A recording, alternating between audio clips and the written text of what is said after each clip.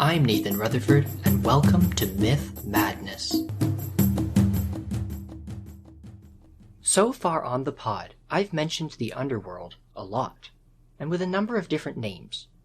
I've talked about it as a prison for the Titans, a home for the dead, a kingdom of the god Hades, and now, the place where Persephone lives for a portion of every year.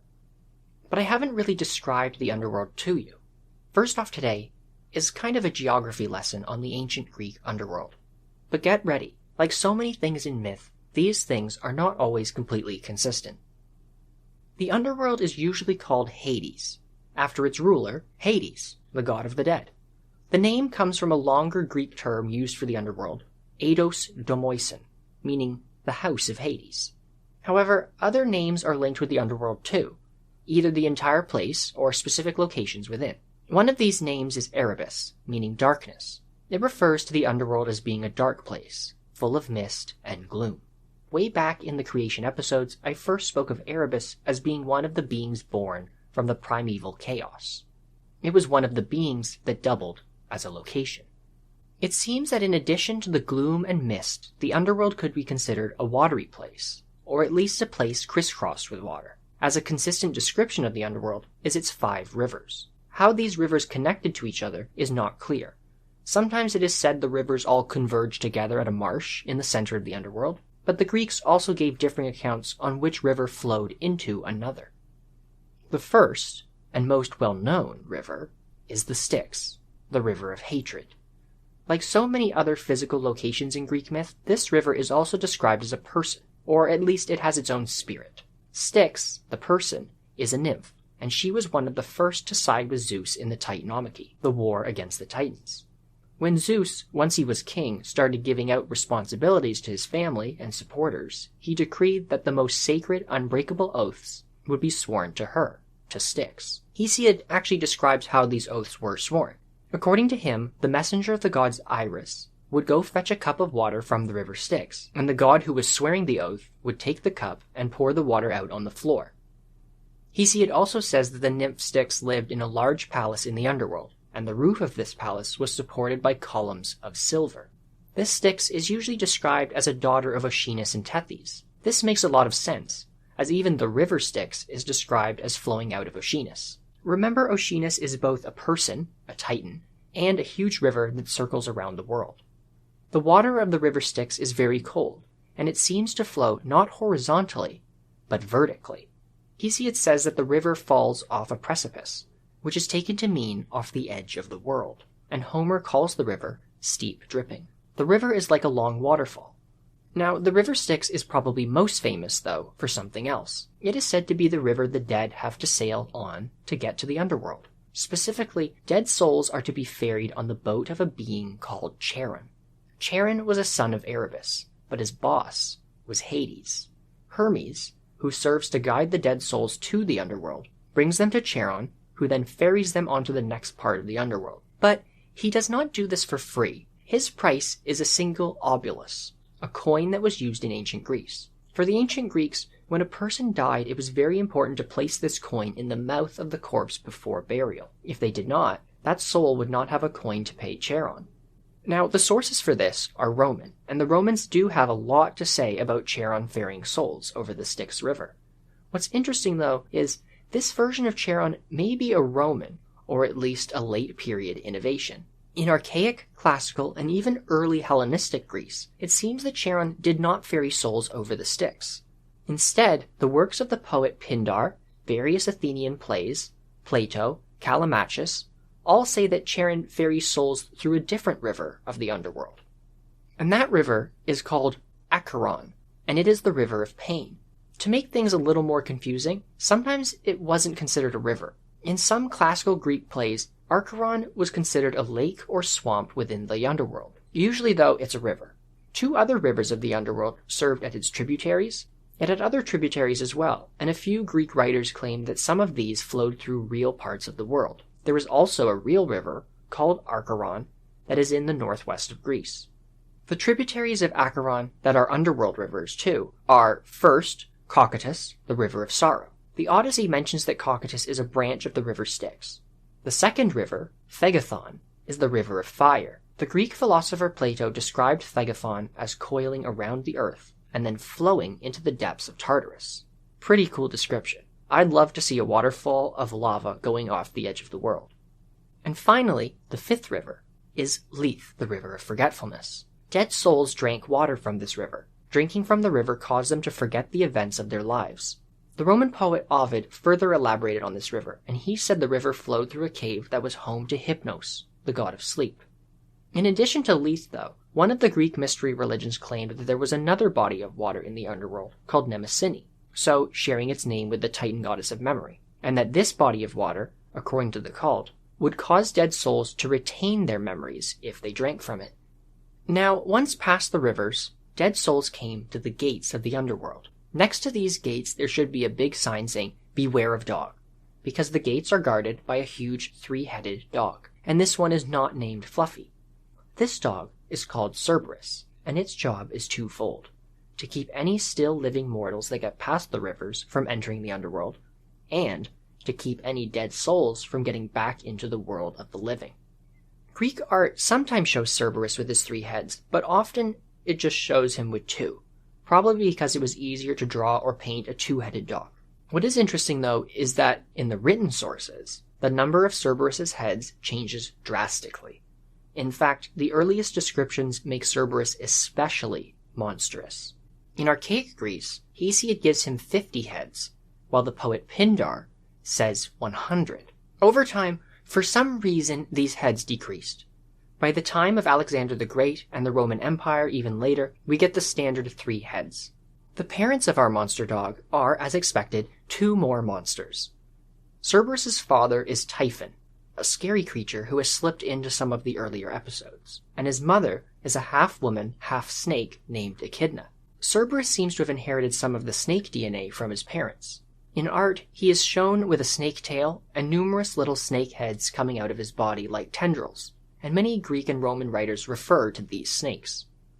Beyond Cerberus, there were different areas of the underworld. One of them was Elysium, sometimes called the Blessed Isles. Homer and Hesiod said it was located at the westernmost edge of the earth, on the far side of the world river Oceanus. This place was sometimes described as a plain or meadow, an island, or a series of islands. But regardless, it was considered a paradise. There were no storms or snow here, and like during the mythical Golden Age I talked about way back in episode 1, the ground in Elysium provides all the food its inhabitants need.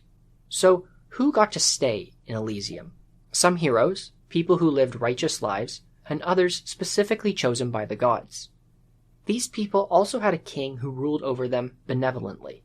In one version, this king is Rhadamanthus, who was the king of Crete when he was alive too, and he was supposed to have been a just, wise ruler. In the other tradition, though, the king of Elysium is none other than Kronos, the father of Zeus. Apparently Zeus eventually let his father out of Tartarus and placed him in control here. But what happened to people who were not allowed to enter Elysium? Well, they entered another part of the underworld instead, typically called the Asphodel Meadows.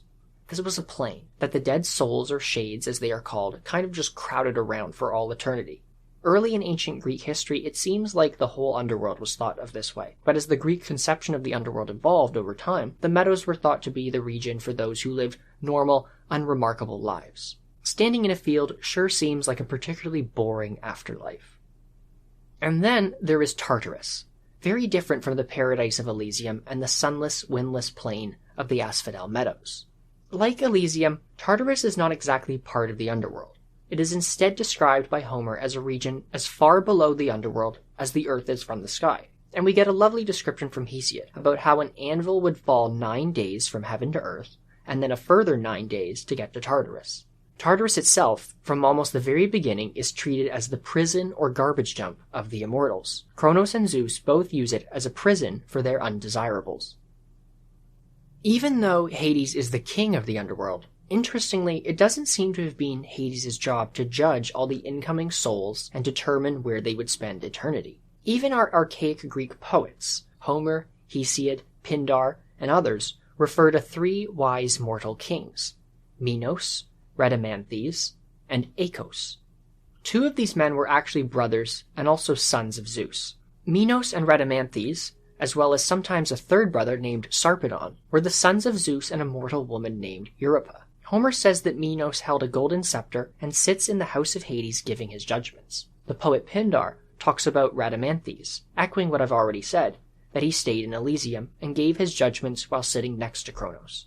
The third man, Aeacus, was also a son of Zeus, but this time with a nymph named Aegina. The philosopher Plato said that Rhadamanthys judges the souls from Asia, Aeacus judges the souls from Europe, and Minos sits as their overseer. Plato even made a point of saying that Minos sits with a rod, just like how Homer said he sat with a golden staff.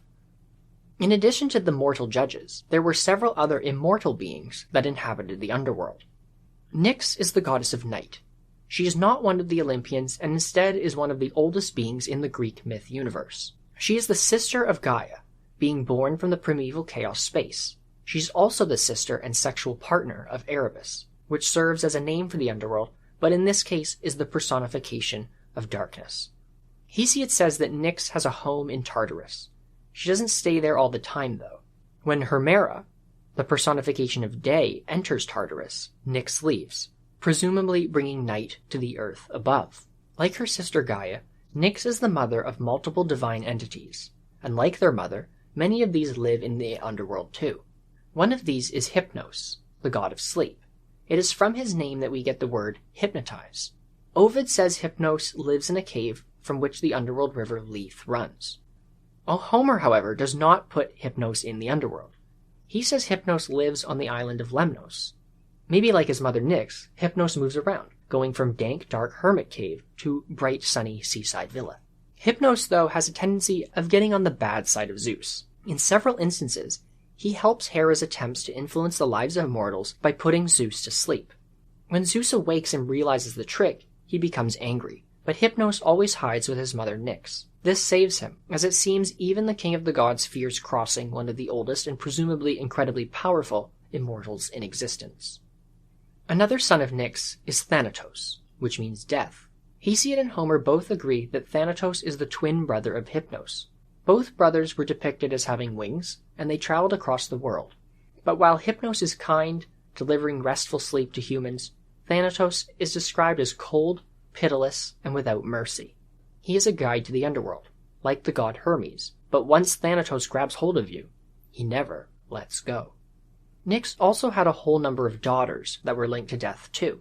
There were the Caries, who are linked to violent deaths, and they were basically scary vampire women. The Caries were imagined as having sharp teeth and claws, and they would stalk through battlefields or fly over top fighting armies to find injured dying men.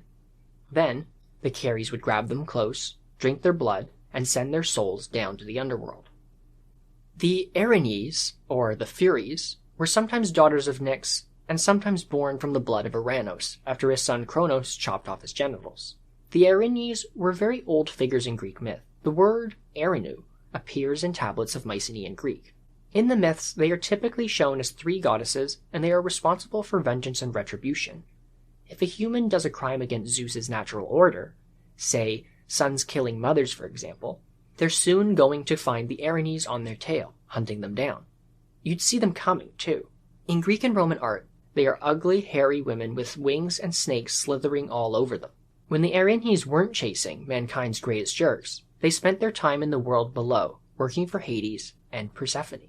Their job, to torture the souls of those so bad, the gods decreed they spend eternity in Tartarus. Then we come to the Moirae, the three fate goddesses. Like the Erinyes, their parentage is not consistent across different Greek sources, and kind of annoyingly, sometimes the same source too. At first, Hesiod's Theogony says that they are the daughters of Nyx, and then a couple hundred lines later in the exact same poem says that they were the children of Zeus and Themis. The names of these three goddesses are Clotho, meaning spinner, Lachesis, drawer of lots, and Atropos, unturning. The Moirae were weavers and spinners of thread. Each life had a dedicated thread, and the Moirae started spinning it at birth and cut the threads at death. They literally weaved the destiny of every living thing out of this thread. There are plenty of examples of the Moirae appearing at the birth of various heroes and even gods to declare something about them, often as a vague prophecy. The Moirae did all this weaving in the underworld. Finally, we come to the ruler of the underworld, Hades. In the last 2 episodes, I've mostly focused on the Homeric hymn to Demeter, the fullest telling of the story of how Persephone was abducted and brought to the underworld to be its queen. That same hymn references the typical story of how Hades came to be there too. It says it was his 3rd share. So here we have it again. When the 3 sons of Kronos decided to split the universe in 3, Zeus received the heavens, Poseidon the sea, and Hades became king of the underworld. This was not a bad position for Hades. Ruling over the dead brought with it a lot of responsibility and also a lot of honor. Hades was content with his rule of the underworld and largely stayed within it. He rarely went above ground, except of course to kidnap Persephone, and he also very rarely went to Olympus. In fact, in several instances, he doesn't even seem to particularly care what goes on above ground, and is rarely sucked into the schemes between Olympians. The Greeks respected Hades, but that respect, because he was so closely related to death, brought with it a lot of fear, too. This is why the Greeks used more than one name for the god of the dead. The name Hades sometimes also varied as Ades, Ada, Eidos, and Adoneus, all of which mean unseen, or the unseen one. Around the 5th century BC, the Greeks also began using Pluton, which means wealthy. This is also where the Roman name for Hades, Pluto, comes from.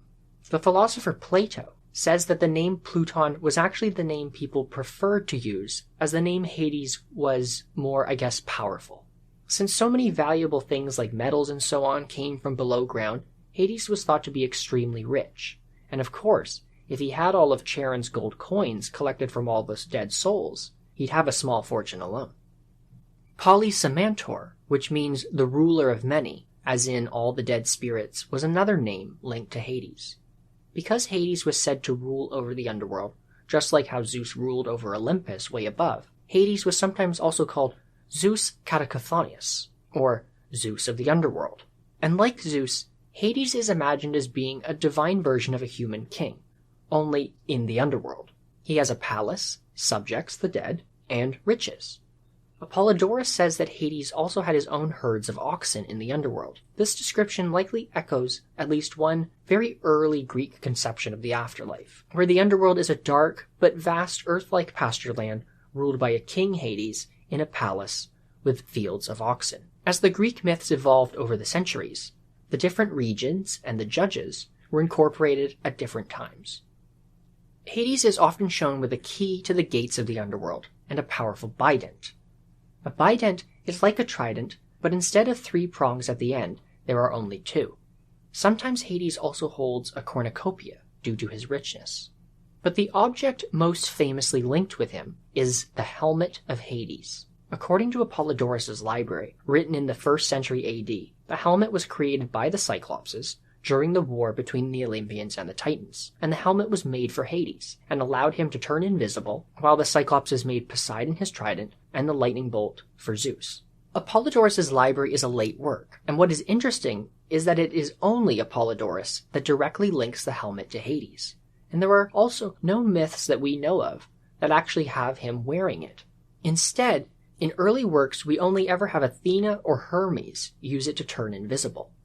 Athena wears it at one point during the Trojan War, when she decides to help the Greeks in the war. Hermes wears it on another occasion when he fights a monster, and a Greek mortal hero named Perseus uses it to kill the monstrous snake woman Medusa, and it was Athena who gave it to him, not Hades. So, it's possible that this helmet of Hades was not originally thought to belong exclusively to the god of death. To get what I mean, let's talk about the ancient Greek word for the helmet, eidos kainin, which literally translates to dog skin of Hades. Dog skin here refers to a type of hat, so the eidos kainin is not really a helmet, it's more like a fur cap, the fur cap of Hades. And what's more, earlier in the episode I mentioned that the name Hades actually means unseen, or the unseen one, or the invisible one.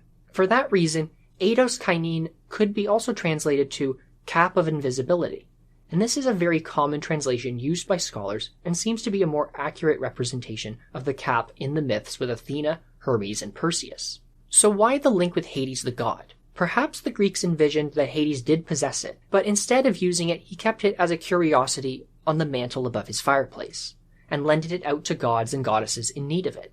Maybe there's even a myth that's lost of him using it to fight the Titans. But I think, frankly, the Greeks liked a good pun. Originally, the so-called helmet was more of a general cap of invisibility that some of the gods, Athena mostly, since she is the main benefactor of human heroes, used it in their adventures. But because Hades also means the invisible one, the cap of invisibility, eidos kainin, maybe became eidos kainin, the cap of the invisible one. And the tradition shifted over time into Helmet of Hades. That anyway is my theory. Since Hades does not seem particularly interested in the world above, he rarely features in the myths about different Greek heroes. He does appear in a few cases, though, when those heroes try to come to the underworld. In one example we have the friends Persephone and Theseus. Theseus is a pretty famous Greek hero, so I will have a whole bunch to say about him at some point in the future when I cover the more standard Greek heroes. But for now, let's focus on this adventure with Persephone. One day, these two men made a pact to find each other wives, but not in a I'll be your wingman at the bar kind of pact. These two decided that they would help each other kidnap women to make their brides. First, they kidnap a 12-year-old girl, disturbing, who just so happens to be the half-human daughter of Zeus, and they kidnap her for Theseus. Then it's Persephone turn. He wants to go to the underworld and kidnap the queen of the dead, Persephone herself. According to the historian Diodorus of Sicily's version of this myth, Theseus at first tried to persuade Persephone to pick someone else to kidnap. But Persephone insisted, and because they had both sworn oaths in their bride kidnapping pact, Theseus was duty-bound to accompany him. So they went to the underworld. It's not clear how they got there, but once they did, Hades and Persephone immediately knew why they were there. It's hard to trick a god, after all. But Hades pretended to welcome them to his palace and had Persephone and Theseus sit themselves down on a throne or bench to rest. The problem was, in the account of Pseudo-Apollodorus, this was no ordinary chair. It was actually the magical throne of forgetfulness. Anyone who sat on it would instantly become stuck, and the two friends' bodies grew into the bench itself, and serpent coils sprang out of it, tied them to it, and held them. There are slightly different accounts of this. Diodorus says that they were only put in chains. Other, later Roman sources say that they were punished by the Furies. I personally like the idea that they grew into the chair and got stuck. But regardless, for trying to kidnap Persephone, Persephone and Theseus became trapped and tortured in the underworld. Theseus, for his part, was eventually rescued by a different hero, but Persephone was not so lucky, and he remained in the underworld until the end of time. Since I started this little 3-episode segment about Persephone, it only seems right to go back to Persephone here with something I noticed about the myth about Persephone and Theseus. And it's this. The entire myth hinges on Persephone's presence in the underworld. If Persephone wasn't queen of the underworld, the heroes wouldn't have gone there to kidnap her. In fact, it almost seems that sometimes in the Greek myths, Persephone is very much the queen of the underworld, and Hades is much more of her Prince Philip, her royal consort. As I've even mentioned today, Hades doesn't even really do much in the underworld. Cerberus guards it, Thanatos brings the dead, and Minos and the other judges judge them. Hades is kind of a chairman of the board. He oversees, he occasionally meets heroes, but he doesn't really concern himself with the day-to-day, and he never leaves. In contrast to this, though, I invite you to take a look at Homer's poem The Odyssey, that tells the adventures of the hero Theseus. At one point, Odysseus actually uses magic to go to visit dead souls. And who are we explicitly told sends souls to him? Not Hades. Instead, it's our CEO of Underworld Inc., who in the poem is called Dread Persephone. So it seems Persephone was not just a demure wife of Hades. In fact, a more active role for Persephone may have been the dominant tradition in some parts of Greece. It even sometimes shows up in art. Remember in episode 14 I said Persephone had cults across the Greek world? Well, one of those cults was located at the Greek colony of Locris, in Italy, and archaeologists have found some very interesting stuff there. They found numerous tablets stamped with images of Persephone's myths, and some of them show Hades and Persephone together, but others clearly show Persephone sitting on a throne, looking majestic, without her spouse in sight. Certainly food for thought. And that's all for today. Next time on the pod, I will pick up the tour of Greek gods and goddesses with Aphrodite, so stay tuned. If you've enjoyed these last 3 episodes on Persephone, Demeter, and Hades, you can review the pod on your favorite streaming platform, or leave me a comment on the pod website. at www.mythmadness.com. Thank you for listening.